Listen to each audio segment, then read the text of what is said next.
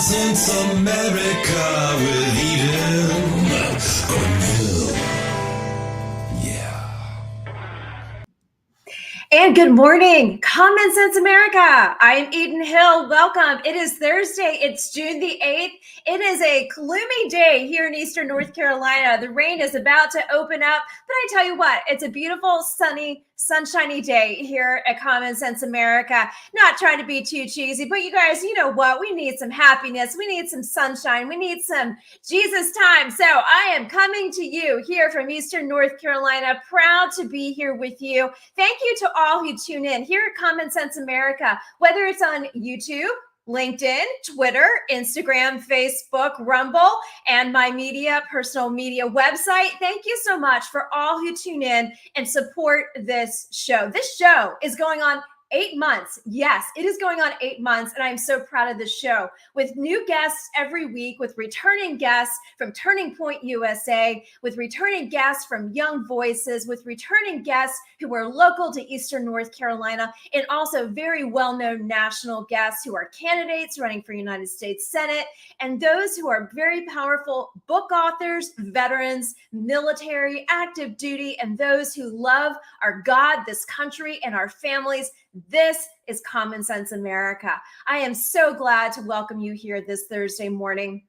You know, I was looking at my favorite thing to do every morning before I come to you, and that is looking at the news headlines and the sound bites.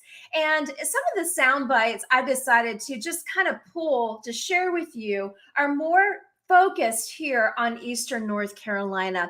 You know, this show is national. We have New Yorkers, we got Pennsylvania, we got Jacksonville, North Carolina, home of Camp Lejeune. We have here in Cape Carteret and Cedar Point, all in our nation's backyard. We have our military, our active duty, our veterans, our military families, our veteran spouses, our young generation, the new families coming from the north, coming down here to the south. You know what? This show is very popular amongst each and every one of you, so thank you. But some of the sound bites I've been pulling here and some of the rumors that I'm hearing here in Eastern North Carolina aren't necessarily rumors anymore. They're truth. They are becoming facts. So this is what I'm going to put out to each and every one of you this morning.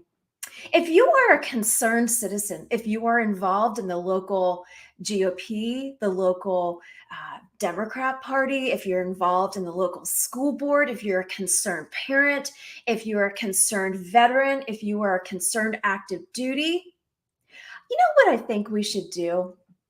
I think we should invite our local officials, local elected officials, to Common Sense America. We don't hear from them very often. I was doing some news searches on sound bites, and to be very honest with you, our local and state officials are very quiet. And whenever people go quiet, you wonder what's going on underneath that surface. They hiding something? Or are they afraid to confront something? Why are they hiding? Why are they so quiet? Because they're so vocal when they're running to get your vote, but then you don't see anything after that. So rumor has it, and I've heard it from quite a few people, local officials, to be honest with you, our new state house rep isn't showing up to meetings, isn't visiting restaurants, visiting with their constituents, talking to the people that voted them in. Rumor has it, they can't even give a speech.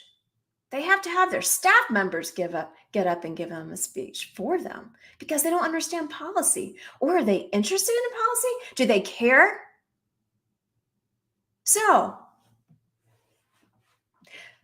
I didn't put that person in there, but a majority of you did.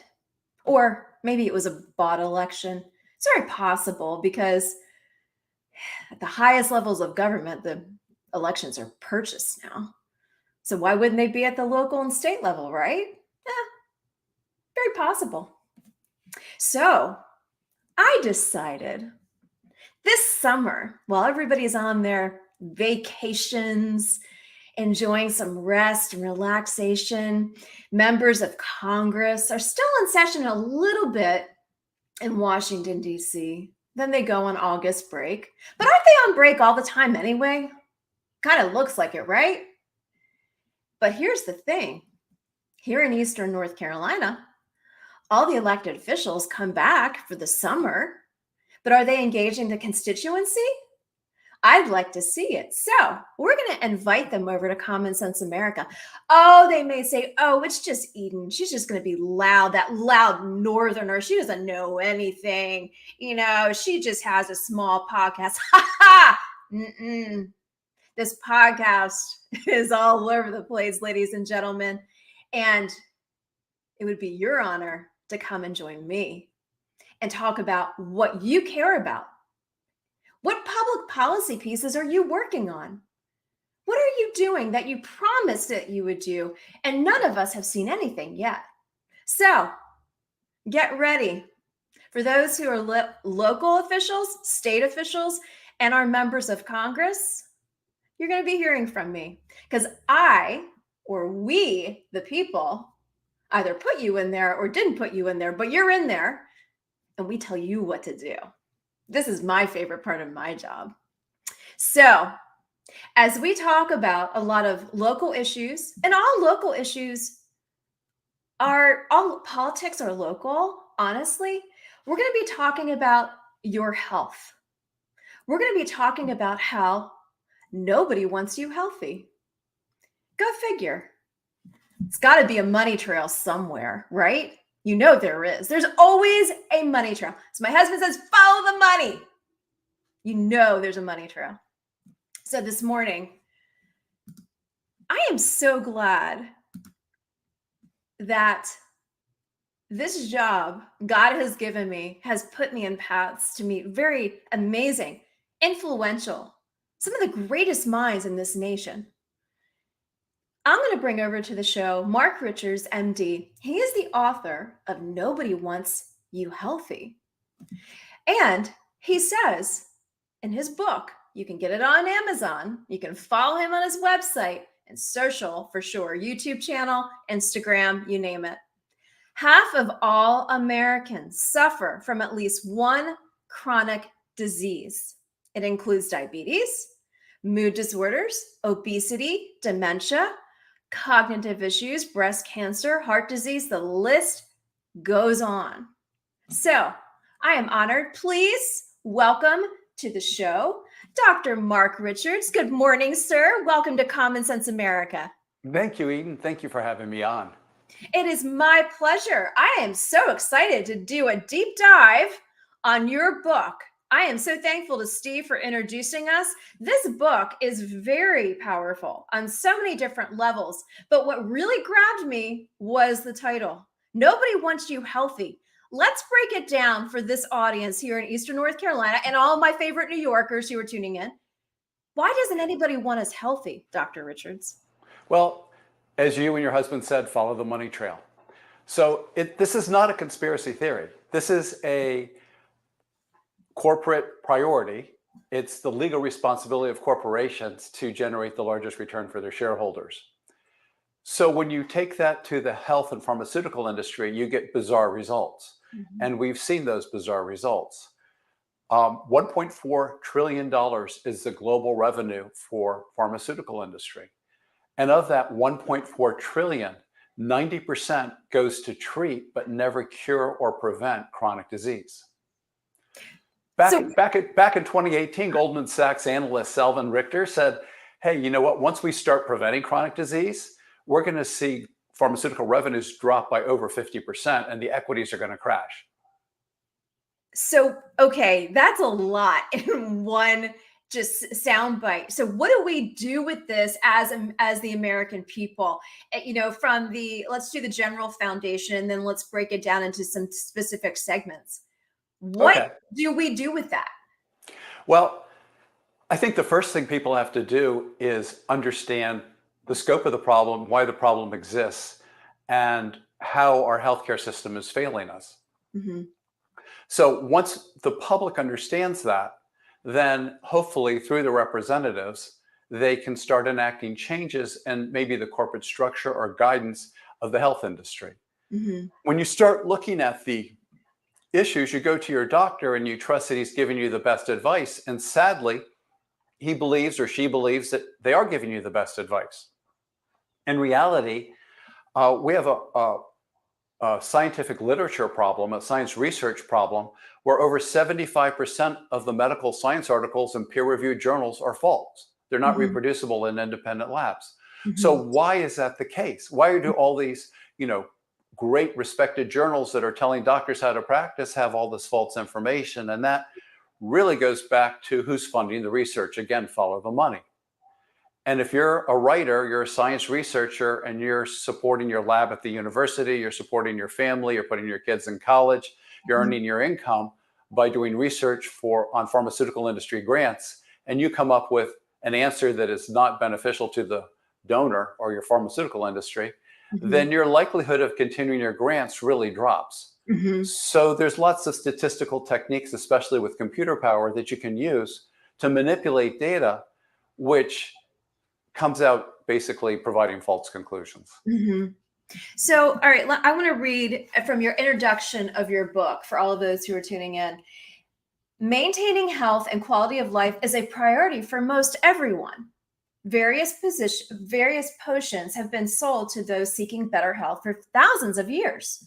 When feeling unwell, any treatment provided a ray of hope.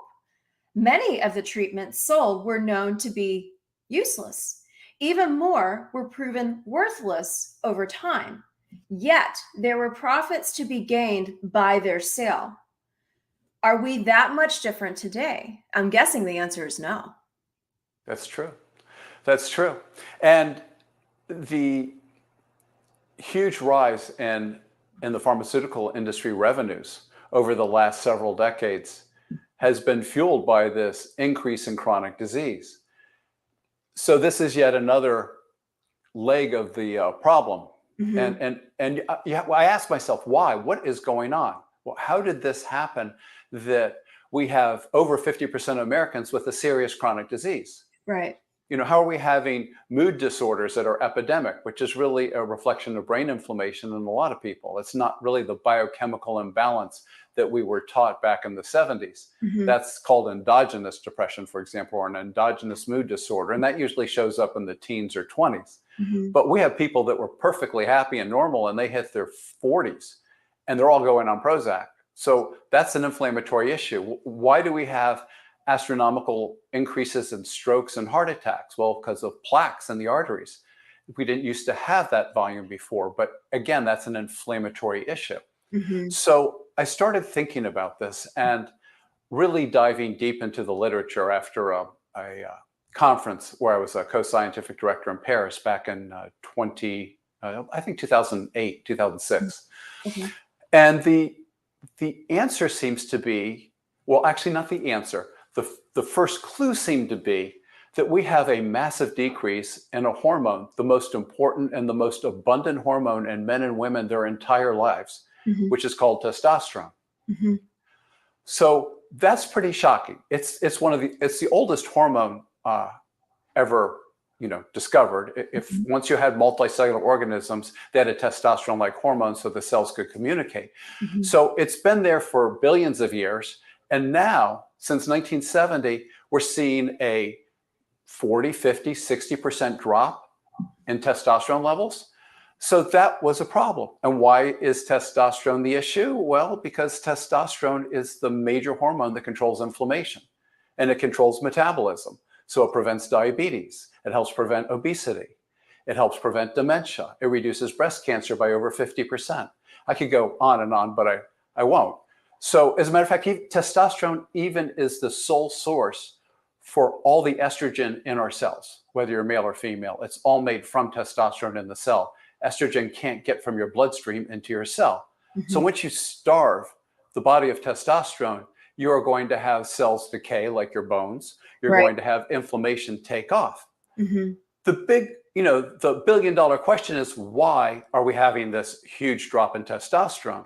Yes. And after really diving deep into the esoteric science literature, it seems pretty clear that it's caused by something called endocrine disrupting chemicals. In particular, a chemical called phthalates, which is derived from plastics.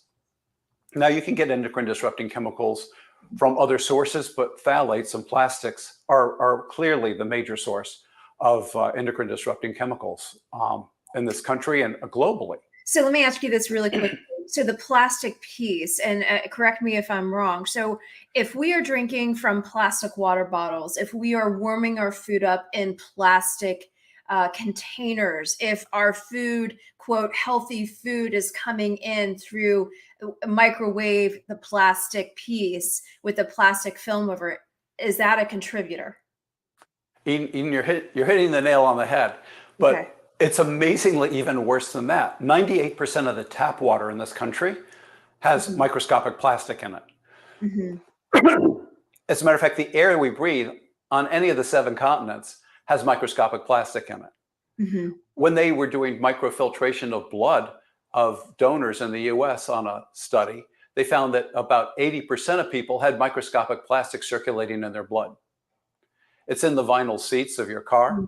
Right. It's phthalates are in cosmetics, they're in suntan lotion, they're in shampoos. They can get absorbed through your skin. Mm-hmm. They get absorbed through your GI tract, and they get absorbed through your air, through the lungs. So it is an inescapable problem now. Now, the way to reduce phthalates is to do as much as you can to lower your dose, but you're never going to avoid them, at least today. Maybe in a couple hundred years, when we just start using alternatives to phthalates, maybe Right. when we can start cleaning up the water, the oceans, the air of the microscopic plastics, we can do it. So things that you mentioned, like not drinking out of plastic water bottles, use Right. glass or metal, use Right. glass or metal to store your food, use glass or metal, or not metal, but glass to heat up your food in Yeah. the microwave. Yeah. Those things are important. You know, if you can avoid any food packaging that comes with plastic on it and use, wax paper or instead, that would be great. So, all right, I want to jump into an even deeper piece to this. So I'm seeing comments coming in from those who are tuning in to Common Sense America. One of them is one of my favorite chiropractors, and I told him all about you. And he's saying, cures kill profits. And he's right. He's right in that sense. Science goes to the highest bidder is another Correct. comment he made. So I want to highlight that comment now. I want to jump into COVID for a second. I know we have talked quite a bit in the past couple weeks, and a lot of my thoughts on where my viewpoints are. But I want to talk to you a little bit about COVID because we have an overlap with regards to another colleague of mine who's been on the show talking about the health mandates that were done during that time period. Okay, high level, breaking it down.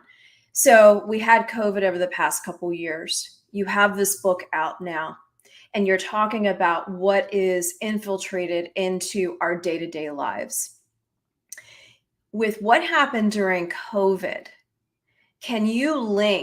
are there links leading up to what happened during COVID and now post-COVID that you are seeing happen in people? Is the lower testosterone levels, the people that did take the jab versus the people that didn't take the jab? What did you see during that time period now to current day? That, I haven't thought of that, but that is a brilliant comparison, honestly. So I wrote the book during COVID, so I sort of have COVID to thank because I was forced out of the office, of course, for months at a time. Let me try to draw some parallels. Sure. So the treatment to reduce chronic disease by over 50% is by placing testosterone pellets about the size of a Tic Tac into the fat just below the skin in both men and women. And it gives steady state supply, steady state availability of testosterone for months at a time in both sexes. And that reduces chronic disease, reduces inflammation, improves cognition, mood, physical well-being, reduces diabetes, greatly increases heart function, muscle mass, all sorts of things that you want to do to get healthy. The pharmaceutical industry has done everything they can to try to tar the reputation of testosterone, which has been used, those pellets have been used in this country since 1939, for the exact reason that it's generic and there's no money. And if we are going to educate people about testosterone and how it can do things from reduce heart disease and strokes to reduce breast cancer, that's a huge money loser to the pharmaceutical industry, and that is against their fiduciary responsibilities to their shareholders. And I can go on to that later on if you want. Now, let's look at COVID. So COVID was not only the medical research corporate industry seeking profit, but they are the largest lobbyists of state, local, and federal politicians of any industry by double. So this was a case that I never thought I would see in my lifetime, where the pharmaceutical industry that has their interest and not public health in hand was empowered by the politicians to do basically unconstitutional mandates and demands on people, things that even violated the Geneva Convention. So it is an exponential increase of destructive power. When I figured out in February of 2020 where the COVID virus came from by tracing it in the science literature from Ralph Barrick's lab at University of North Carolina, research he started in 2012, Congress banned gain-of-function research in 2013, 2014, Fauci and Collins, heads of NIH, gave him approval to continue his research. In 2015, he published his paper about a coronavirus with the SARS spike on it. And then the Pasteur Institute in France called it the most abominable research they'd ever seen, because if it ever escaped the lab, it caused a pandemic of unknown consequences. Obama banned gain-of-function research on the US soil in 2016. So oddly enough, not coincidentally, Ralph Barrick's co-author, Xi Jinping, head of the Wuhan lab, carried on that research with our DoD funding and with NIH funding. And it was very clear to see, okay, we created the virus at UNC under pretty good conditions and precautions. It gets transferred over to the Wuhan lab. The French who built the labs over there warned our State Department that they weren't safe. And they did it anyway. They got the funding. DARPA refused to give them funding because they said it wasn't safe. But DoD gave them, I think, 30 million or more. NIH gave millions also under Fauci's signature. And it was clear it was a man-made virus and it escaped from the lab. But it made everybody look bad. So the politicians had to get on board. Well, politicians had to get on board and they're like, what can we do to cure this? Because they knew they caused it. Well, they go to pharma. And what's pharma's goal? Pharma's goal is to make money. It's not to prevent anything bad from happening. So they use their mRNA platform, which Fauci, of course, got behind because he and his buddies at NIH own the intellectual property for it.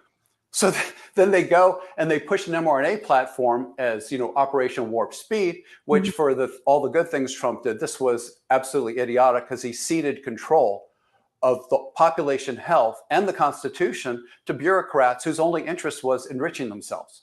It was disastrous.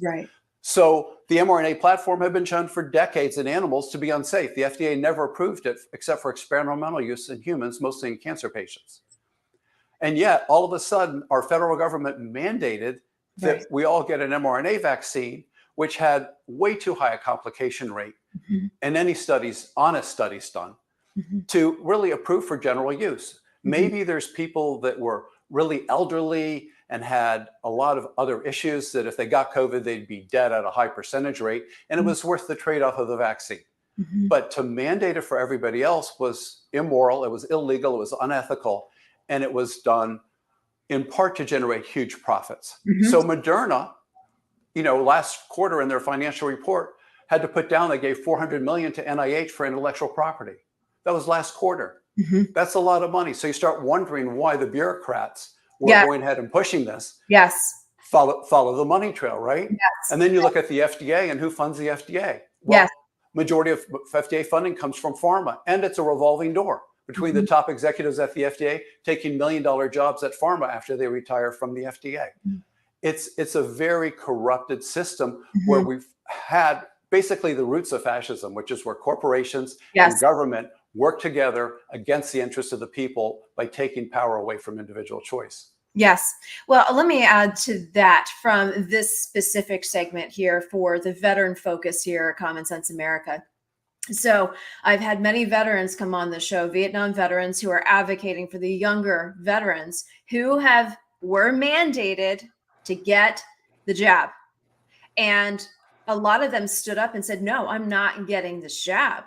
So I was privy to some conversations where they were sharing with me that, people go in to want to change the VA because it is for the veterans. But in fact, it's similar to what you just said. It is, you have the unions and you have them in bed with members of Congress and elected officials looking out of the benefit for themselves, getting more money while veterans are suffering from all the jabs that they had to take. And I'm not just saying this jab, I'm going further back to my husband's time when he had to go to Iraq and they started filling them with anthrax. And the repercussions of that now today are showing now in our veterans. They're the aspect of them being so unhealthy, and yet they go into their local VA clinics and say, have you had the jab yet? And my husband no longer takes me with him because he knows what I will do. I will educate them on what the jab did not do. So let's talk about that whole veteran segment, because I know I wanted to talk about that. I want to kind of go into from the COVID piece to the now veterans aspect. Sure. Well, vaccines are on a continuum. Mm-hmm. And there's certainly amazing vaccines that we get during our childhood that prevent what had been just debilitating diseases. Polio is a perfect example of that. Yes. Tetanus. Oh my God. If you've ever seen somebody with tetanus because they didn't have a tetanus vaccination, it's horrific. They're completely rigid and their body's stuck in an arch, and they usually die of suffocation because they can't breathe. Mm. I mean, there's a number of vaccines that are incredibly important. Mm-hmm. The problem is when you start putting a money factor into it, the risk-benefit ratio, which was totally missing from the COVID analysis, happens in all these vaccines. Now, getting back to the topic that we started with the endocrine disruption and the inflammation and the depression and the diabetes and obesity and osteoporosis and all those sort of things. I have a number of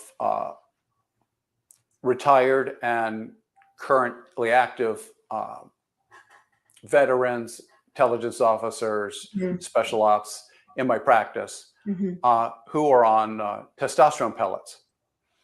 And it seems that the stress that they experience as they're serving our country requires more testosterone, right? You have sleep cycle shift disorders. You have stressful environments. You have exposure to chemicals and munitions and other things that are not healthy and that are also endocrine disruptors. So they have a high need for testosterone supplementation, and it makes them really high functioning and really healthy again, to the point where they're all telling each other, because when you have a 40, 50-year-old who's still out in the field, they have an amazing repertoire of knowledge and emotional control that makes them highly effective for our country. But their body has decayed and makes them ineffective that way. By restoring their testosterone levels, many of these people have advanced and become the key leaders in their team, because physically they can keep up with their coworkers that are in their late 20s. But their coworkers in their late 20s can't get that incredible knowledge that they have at 50. Right. So that's a very interesting way to do it. As an example, I know I told you this story off the air, but during the time that I was the plastic surgery consultant to the White House for 10 years, we had a period where there was a surge in Iraq, and the SEAL teams were coming back blown up from the IEDs that the Iranians were creating. So they would be at Bethesda Naval, which is just down the road from my office, which is now called Walter Reed. And some of my patients worked over there. I had a friend who was head anesthesiologist over there, and we were discussing the sad state of what was going on. And I realized that one of the big problems in their recovery was the fact that they're on intravenous narcotics all the time because they have body parts missing and exposed nerves, and it's very painful. Right. And something that I knew that probably most doctors don't know is that powerful narcotics reduce your testosterone levels by over 80% within 2 hours. So if you're constantly on narcotics, whether you're an addict or whether you're a patient that needs them, your testosterone levels in the toilet. Now, these SEAL members, typically they're almost superhuman. Just to pass through that and become a SEAL, you have to be almost superhuman. Yeah, you do. And so their testosterone levels were, in the highest percentage. And now they're down in the severe deficiency range. And when that happens, again, I said your brain doesn't work. So they were depressed. They had no balance. They couldn't have muscle growth. They couldn't have bone growth. They were all getting divorced. It was really horrific. And they couldn't recover. So we went over there and started teaching the pain unit, the pain group that controls the pain of all these patients, how to put in testosterone pellets. And within 3 months, 4 months, I had therapists coming over and saying, you have no idea what good you did. Now the divorce rate went from almost 100% to 0%. These people are recovering in less than half the time, and all of them want to rejoin their unit. They said it was night and day, and it was a simple fix, but it's not a pharmaceutical fix, right? It's a generic drug used since 1939. And because the pharmaceutical industry controls medical education to a very large degree, the endocrinologists at Bethesda Naval were warning, oh, you're going to give them prostate cancer, you're going to, kill them with a heart attack.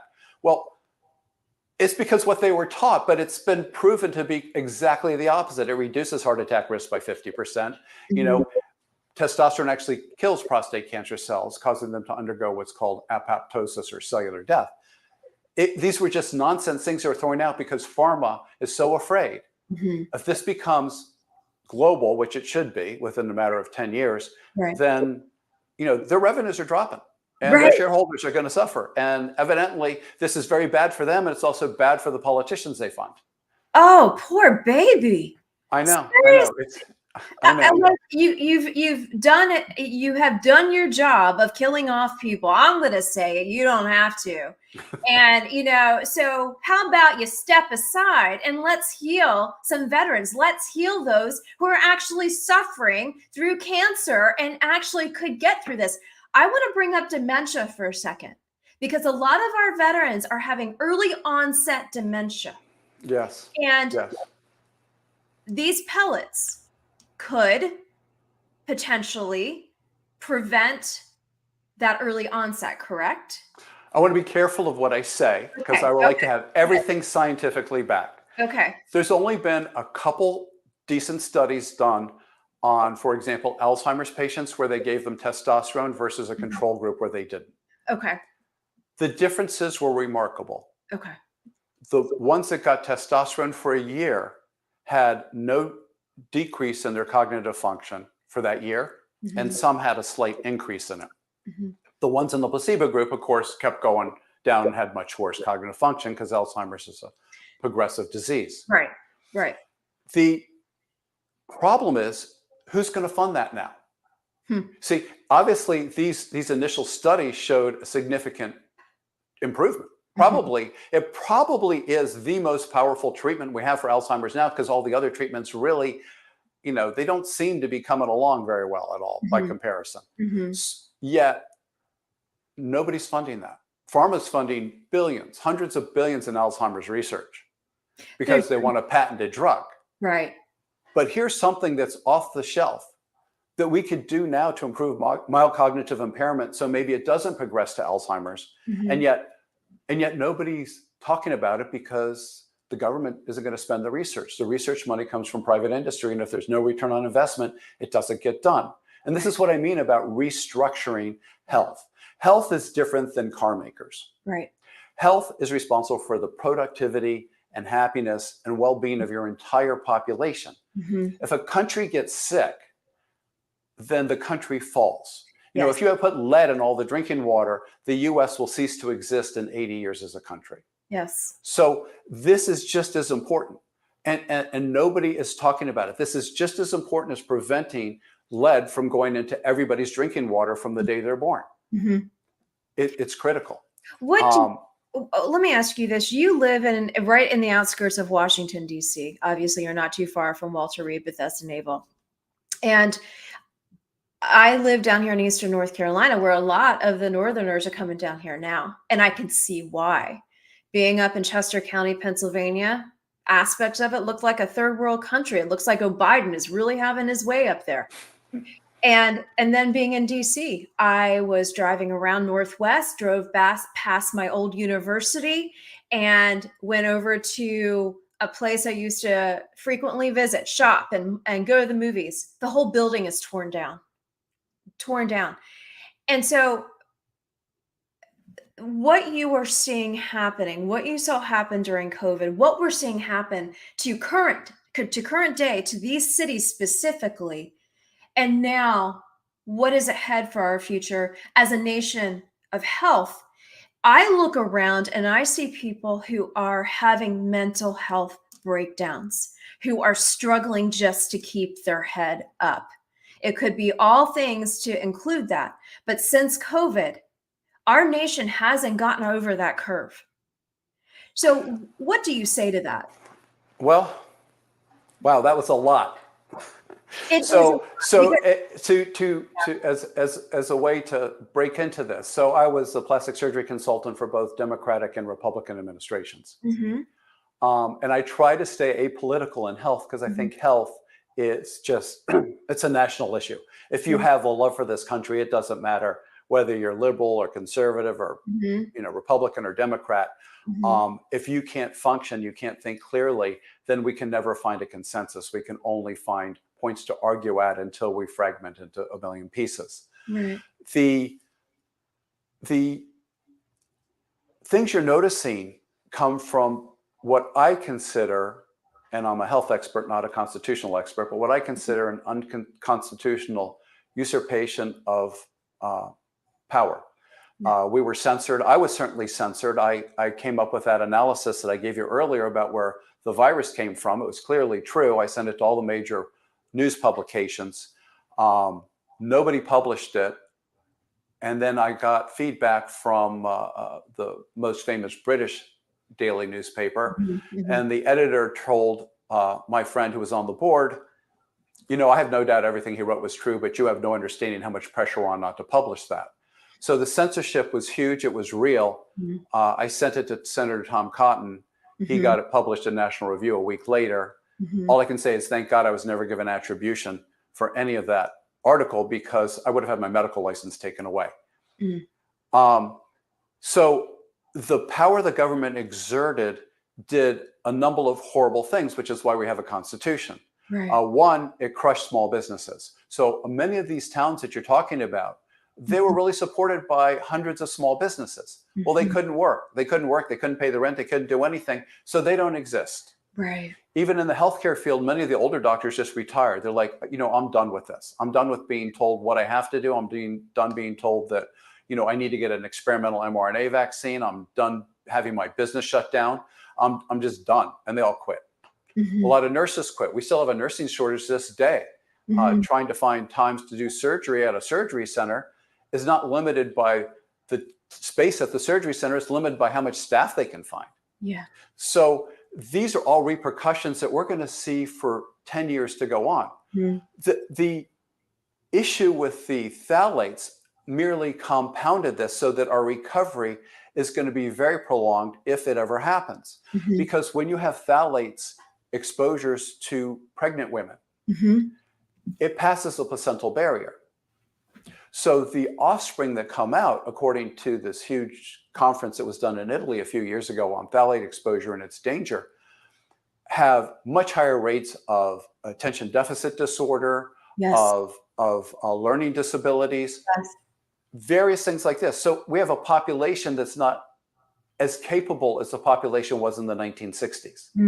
Their ability to cope because of the lack of testosterone, the increased inflammation of the brain, is making people more extreme and more combative.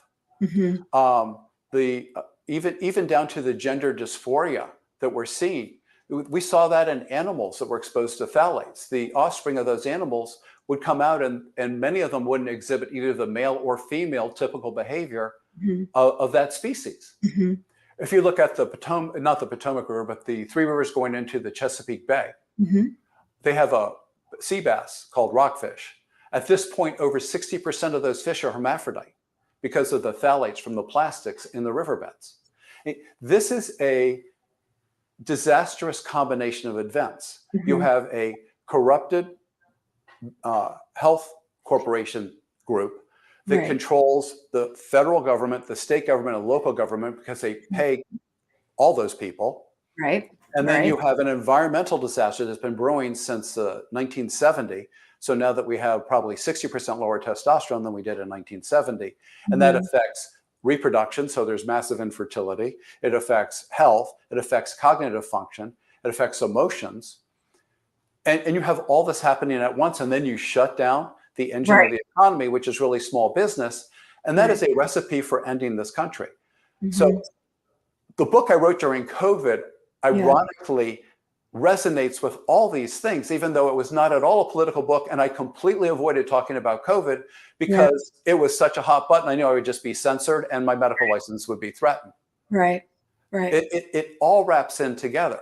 You know, I have a friend in Ohio, and she's a brilliant doctor and researcher. She was a breast cancer surgeon, and now she just focuses on hormone and breast cancer research. She did a 10-year study giving women testosterone pellets for menopausal symptoms because it cures menopausal symptoms, essentially. You know, 90+% of all the symptoms go away with testosterone because, as I said before, testosterone makes 100% of the estrogen inside your cells. She found at the end of 10 years that women that were regularly taking the testosterone pellets had a 50% reduction in the incidence of breast cancer.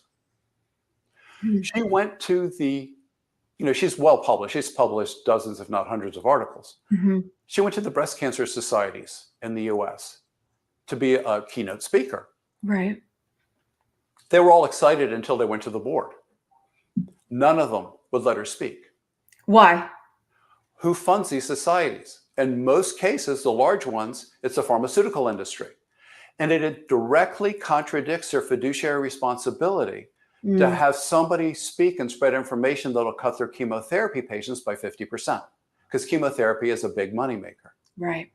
It's disgusting. Yes. It is part of the free market system and capitalism incentives that we do need to correct. I am generally a libertarian, think government should be hands off.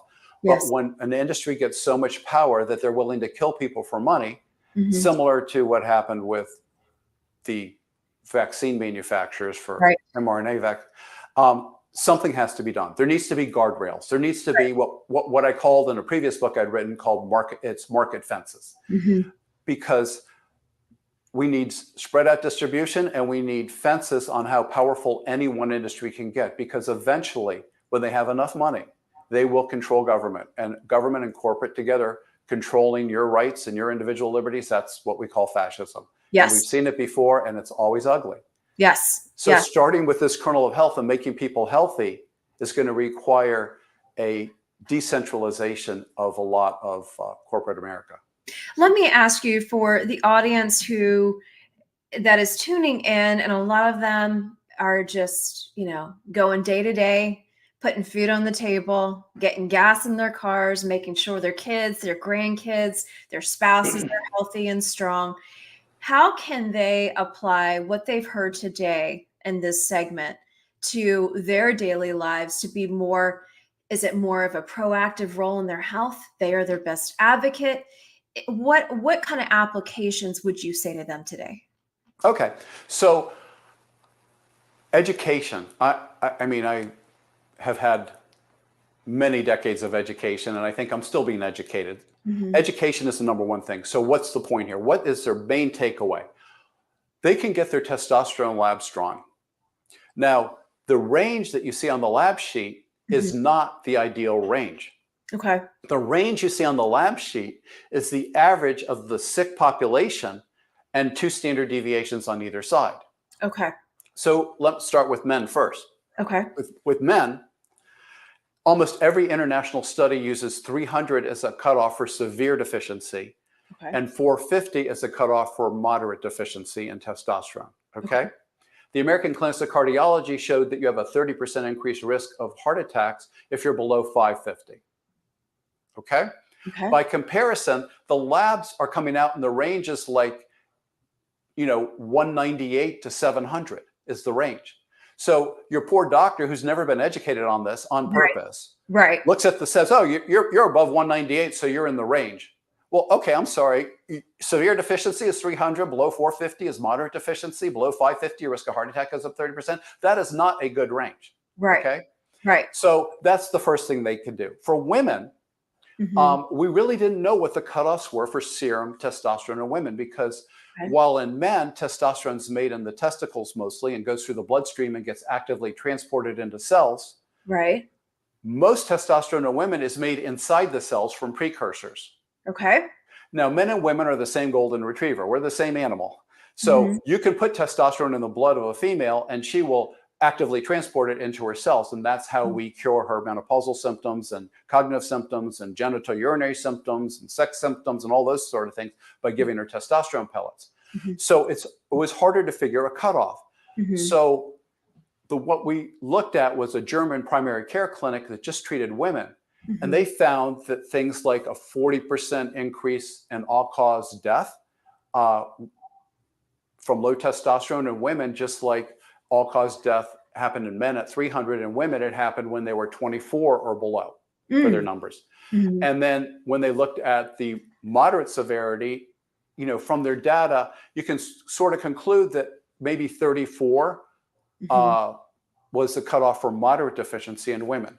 So, ideally a woman should have somewhere, it varies between people because what you see in the blood and what's in the cell are not tightly correlated. They're loosely correlated. But most of the women that I see are severely deficient and they have severe symptoms.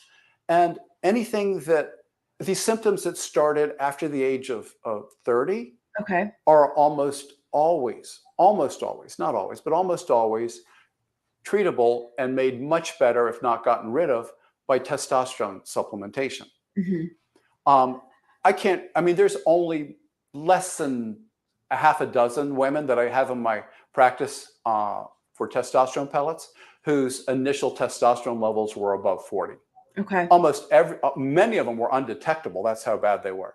So if people go out and they look at what their levels are and they ignore the lab range, which in women could be 0. I've seen labs come back and it's like 0 to 50 or 60 is the range in women. That's stupid. That's stupid. If you're below 24, your risk of dying of all causes is 40% higher, 50% higher. This is not, it's a misinterpretation because of miseducation. So that's the first thing. And that's the simple takeaway that I give them. Look at it. And then how are we going to fix that? Because you can't get rid of the phthalates. You can't make your body start producing a ton more testosterone that's functional for you. And so really the treatment is testosterone pellet therapy.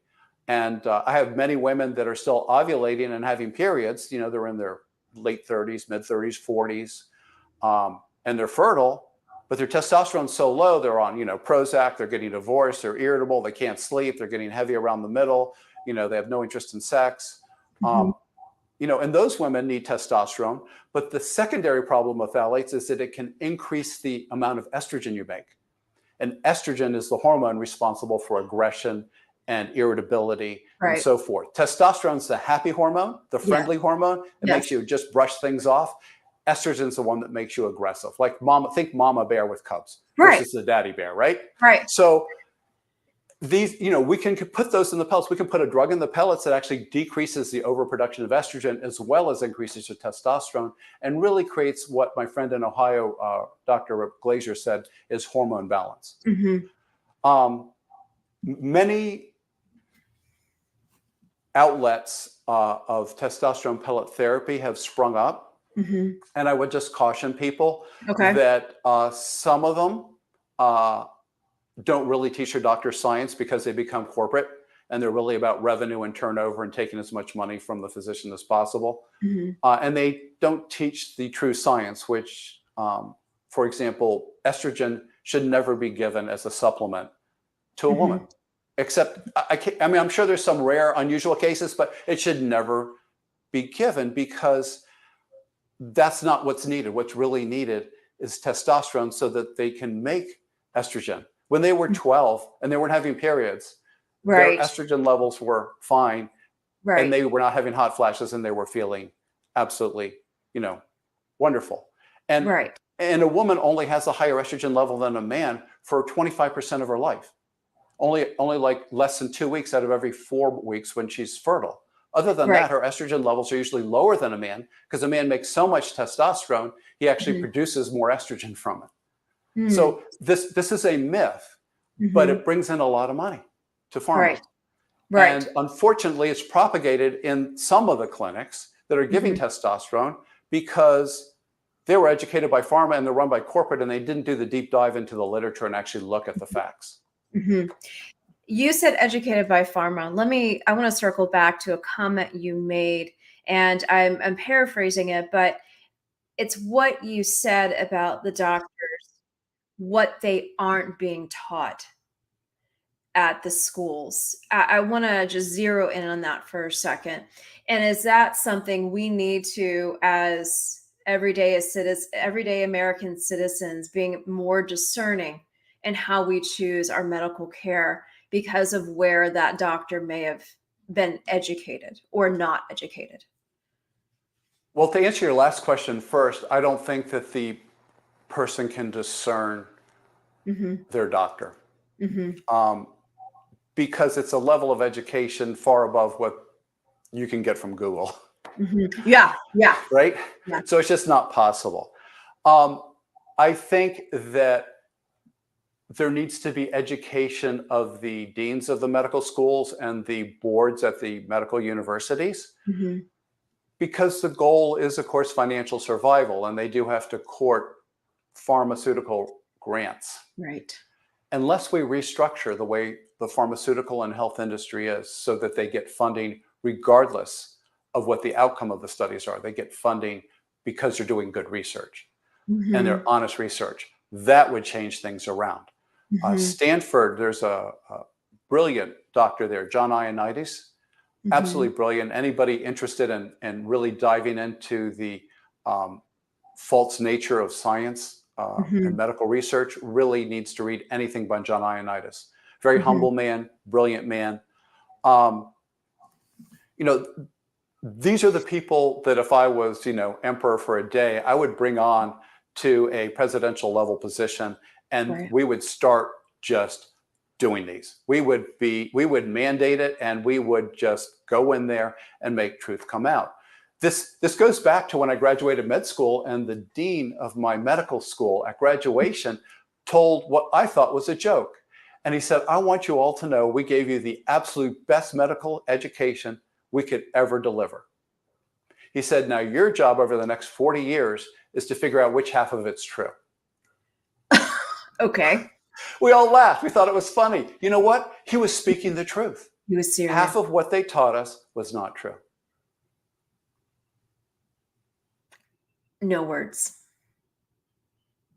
So we have just 2 minutes left before I wrap this segment. And we've had a very consistent audience. I can see that on this channel. You talk about the application. You talk about what we need to be looking for. You talk about your book and what you talk about the testosterone pellets. You talk about it's the happy drug, if you will. Where can we basically, I asked about the application piece, but I sit there and say, we as the American people need to be even more preventative. And we need to be honestly aware of what's happening in and around the culture that's in front of us. You have the culture wars, you have the social culture wars, you have all of that. What can you say? And I know you're not a politician, you are a doctor, you are out there wanting to heal people, you are out there wanting to make a difference and getting your book out there specifically as well. What can you say for us, for the veteran spouse, the caregiver, the retiree? How can we best prepare for what could be ahead? And I'm not trying to scare people, but people are talking. A lot of my stations that I listen to are talking about the next COVID and that whole scenario. What can you say to that? Well, starting with the most important and actually the smallest thing is the health of the population, the health of the person. So if you stop eating processed food, if you only drink filtered water, if you don't drink out of plastic, you don't heat in plastic, you don't have your food in plastic, if you look for phthalate-free shampoos and sunscreens and those sort of things, these are all things you can do to reduce your endocrine disrupting load. The more testosterone you have, even if you need it through supplementation because you can no longer make adequate amounts, and as an aside, now we have over 10% of teenagers have inadequate testosterone. So Okay, it's that will be for another segment. We have got to talk about that. That's because crazy. So that is crazy. We have to fix this. And if we get that hormone balance, if that inflammation and irritability in the brain is better and our function is better and obesity is less and diabetes is less, we can have a much more civil, logical, encompassing and embracing conversation about where this country needs to go, because we will start decreasing the cognitive instabilities that are feeding the fringes on both sides and causing irrational thoughts and behaviors and actions that are just making the rest of us crazy. So that is really the place to start. Get rid of the processed food, get rid of the plastics you're using, try to go phthalate free, always drink filtered water from a filtration system that takes phthalates out. That would be the start. As far as the next COVID, I think there were a lot of good intentions in trying to control gain of function research. I think Congress had good intentions when it said it couldn't be done in the US unless we had approval from, the head of infectious disease or head of NIH. I think Obama did a fine job when he banned it on US soil, but he completely misunderstood, because he's not a scientist, that it doesn't matter where on earth you make something that's highly toxic and spreads among humans, because it's going to get here within a month anyway. So I think that was a faulty understanding, probably faulty advice, because obviously he didn't make up science policy. He doesn't know anything about science. Oh, really? And then there's Obamacare. Sorry, I just had to throw that out. Let's not get into that today. So the issue, and then he had to have an out, because the military industrial complex wanted to be able to do basically bioweapons research that they say is all for defense. We got to create these horrible things so that we know how to combat them in case somebody else does, which is a whole other segment that I don't even want to get into. So he had an out, and the out was that we could fund gain of function research if it was thought a national security interest by the head of infectious disease at NIH, who had been Fauci, or Department of Defense. So now you have this out where Department of Defense was dying to spend $100 million over on Wuhan lab, and DARPA reviewed the project and rejected it, said, no, this is way too dangerous. We are not funding this. And they went into other budgets, probably black budgets, to go ahead and fund it. And then Fauci's all on board saying, yeah, this is great because, maybe we can use our mRNA platform and treat it. Because he'd been trying to use mRNA to treat HIV or prevent HIV for years, which always failed. So, you just had the bureaucrat in government, and it happened to be a bureaucrat that had the ear of the president. So then by presidential edict, because evidently we had a king for a while, our civil liberties were taken away. It was just disastrous. How can we prevent it from happening again? I don't know, Eden. I don't know, because there's a lot of money in defense, and national security covers up a lot of sins. And you have a lot of money to be made in the pharmaceutical industry that want to keep pushing these things, because, you get $1 trillion on vaccines that they have no liability for. And it's too big a pot. It's too big a pot. But the European countries are responding now. There's multiple European countries. You can't even get the vaccine under 50. The FDA says it's cleared for infants. Okay, there's no data. The number of children 19 and under that actually died from COVID, not with COVID, but from COVID, is a statistically zero. It's something like 3 in a million. And the German data for the children 19 and under hospitalized after being given a vaccination is 1 in 5,000, either hospitalized or dead. So there is no way on this earth this makes any logical sense, and that the FDA ever should have approved it. But they did. They did anyway. Right. And the response was, well, Dr. Richards, you don't really have access to all the data. I'm like, well, give it to me. You know, what's the complication death rate in children? Well, we really don't have that data. I'm like, okay, so maybe caution would be, let's not push this vaccine that now we know doesn't really prevent you from getting it. Right. In certain people, it may decrease their death rate for 6 months, but not much after that. We're seeing evidence where multiple vaccinations and boosters increases your risk of getting it. From the Cleveland Clinic, they looked at 51,000 people, saw the more vaccines you got, the higher risk of getting COVID and being hospitalized with it. So, you know, because it starts to act like an allergy shot after a certain number, where your body's saying, oh, we don't need to respond to this. So all this data needs to be looked at. The Europeans are looking at it, and Southeast Asia, and they're starting to get really mad because now they have national healthcare costs from people damaged by a vaccine that provided almost no benefit to their population under 50. So it has a long ways to play out. Yes. But as far as the next pandemic coming around, as long as you have all those financial incentives to create evil things, I don't have much hope that it won't happen. I just hope our nation and the great Americans and the great country that we live in, that they have wised up. They have an ounce of common sense to say no to the jab because of what is underneath of it and what has happened. I'm hoping our nation has educated themselves. They have removed themselves from that little rock, and they're saying, oh, yeah, no, not doing it. Well, that could be the case for something that was relatively benign like COVID, which was essentially a bad flu. You know, when you look at it in hindsight. But, you know, let's say the next one come out, it's more like Ebola. Right. You know, where even with the best medical care, you have a 20, 30, 40% death rate. That's a whole different ball of wax. You're going to take any experimental vaccine because if you get it, it's a 50-50 whether you die. You know, so it's not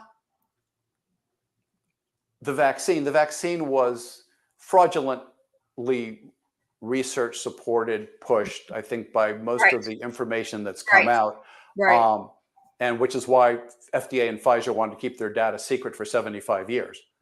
But I think the bigger problem is, what is the next virus that's going to leak out if this horrible gain of function research is going to continue? What is going to come out? So, because something comes out that's really lethal, you and I don't have a choice. I mean, we have a choice. Let's say we have a choice, but it's like, okay, what are you going to do about it? You know, I don't know. I mean, you got to, even if they said you have a 5% chance of dying from the vaccine, but you have a 50% chance of dying from this highly communicable disease, what are you going to do? Right. So the problem is the way we're doing the research, and it's going to have to be like nuclear weapons. We're just going to have to say, you know what, we can't do this research anymore on pathogens because it's like nuclear weapons. And if we start using nuclear weapons, the planet's gone. If you continue doing this research on pathogens that are this lethal, the planet's gone too. So just stop. Nobody can do it. We're done. We'll see. I don't know if we're that smart. Well, I don't know. That was a loaded one right there, a loaded statement right there. There's a lot I could say to that. But on that note, we are ending this segment with a very powerful audience who've been tuning in, and grateful to Mark Richards, MD. Nobody wants you healthy. Go over to Amazon, pick it up. Also, go over to the website. It's been scrolling the whole time on this segment. NobodyWantsYouHealthy.com. Check out his YouTube page. Check him out on Instagram. A lot of information, a lot of knowledge. I would love to have you back. Thank you so much. I want to talk about kids next time, and I want to talk about some other things. So, all right. On that note, thank you so much for joining Common Sense America. You guys, I'll be back here tomorrow, 9 a.m. Eastern time. We're going to do coffee chat, kitchen table discussions with Lane Lawson Craft, best-selling author, and we will see you then tomorrow. Have a great Thursday. Thank you, Eden. Thank you. It's time for Common Sense America.